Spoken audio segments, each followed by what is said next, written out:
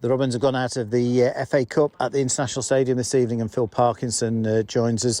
Phil, it wasn't a great game that. Perhaps we've worked each other out, sort of thing, but it wasn't a great game of football, which I thought it would be a very good game tonight. Yeah, like you said, we probably worked each other out. A little bit scrappy at times. Felt we were the team on top. We've had 2 drop-offs and they've punished us, which just is a bit of an Achilles heel for us this season in terms of being so young. I said it last week. They've got to learn very quickly. This will have ramifications, this defeat, for certain people. It's something that the club's built on. I'm not taking it lightly at all. I expected us to come here and win, and I felt we did enough to win the game. But unfortunately, as I said, our Achilles heel has raised its ugly head again, and 2 goals so close together is not acceptable. I understand that. I know we've got to do something about that. I feel I felt we'd got on top of it. I felt the shape worked really well tonight, and then we changed it again. Remember, we're away from home. I didn't feel in any danger at all by them moments, and I felt we had enough threat to go and win the game. But that's been the story of our season, which is really disappointing. I feel angry. I feel down for the fans. I know how much they were probably believing, like we were, that this could have been a good start to a run for us. Stevenage at home as well, just an extra kick in the teeth. So I can only apologise to those fans who have been behind us and stood by us. I know they've got a long journey home. My words won't make that any easier. The lads are devastated in there. We know how much the cup means to this football club and how much it means to the fans. So again, my words won't mean much right now. But listen, we haven't. We've given it everything there. We've tried everything to get a result. Unfortunately, we've come up short. For 35 minutes, there was only really one team in it. We didn't create too much, but you just couldn't see Gateshead scoring. They didn't really attack us at all, and unfortunately, we have been the architects of our own downfall. Yeah, not like I said, it's not acceptable. I've really got to have a good look at that in terms of what it is that's sort of going wrong there. I feel I know, but again, when you're in this period of time that we're in,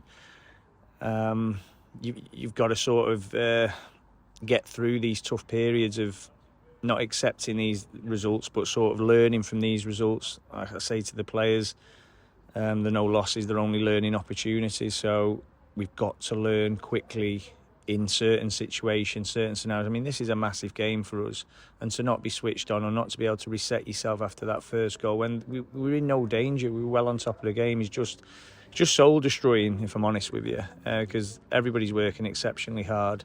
And when that happens, it's just it's really difficult to take, because it's not something that you ever saw coming. I certainly didn't see that coming. I mean, you're saying you didn't either, so it's really difficult for me to stand here in front of you and explain why that is. It's just a little bit of naivety, a little bit of youthfulness in terms of knowing when they've got to be even more heightened, more switched on, more compact.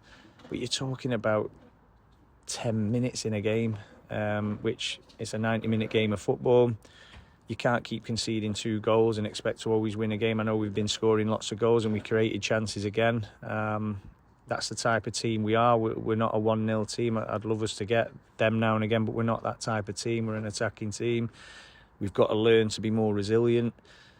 And the bit I can't question is the lads' character. They went to the bitter end, as they always do, and I felt we could have got something. I mean, it's really tough here as well. I mean, the multi-ball option that you can have, I don't feel that should be available to any team in the division.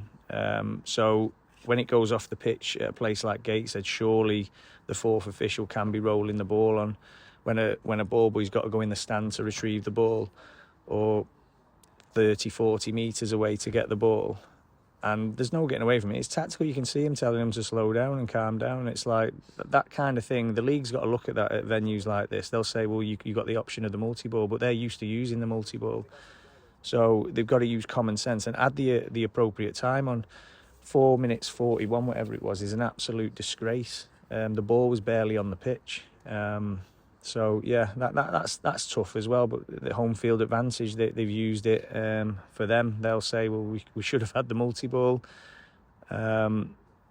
it's one that the officials in the league have got to get on top of, because it is massively unfair. I mean, they could say it'd go the other way around in our favour, but it shouldn't be like that. It should be, if the ball's miles off the pitch or a long way off the pitch, the fourth official should be rolling one on. The ball boy gives that ball to the fourth official and we carry on. It's not a difficult solution to that problem, but unfortunately common sense doesn't seem to prevail with officials. And I don't normally speak ill about officials, but I felt he cost us today in terms of the ball went out of play. He gave a free kick for, he's saying Jordan picked it up when it's gone out of the field of play because they're screaming at him, and then he doesn't give a foul in the middle of the pitch, and then they go on and score a goal. And when things aren't going for you, the officials certainly don't either. And I hate saying that because it does sound like sour grapes. You're talking about the ball being off the pitch, the officials, but all them things went against us tonight, as well as a little drop off that's not acceptable from our point of view.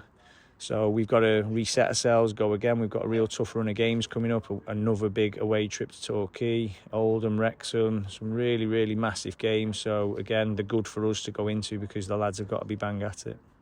And we do have to, it's a disappointing night on Tyneside, but we do absolutely have to get up for this game against Torquay. And it's on TV. They're all big games in the National League, so there should be no problem there. Oh, no, not at all. I'm just saying it's a draining trek. Obviously, it doesn't help us, again, having a, mid-afternoon or late afternoon kickoff where we've got to obviously go overnight and then you're hanging around for a period of time.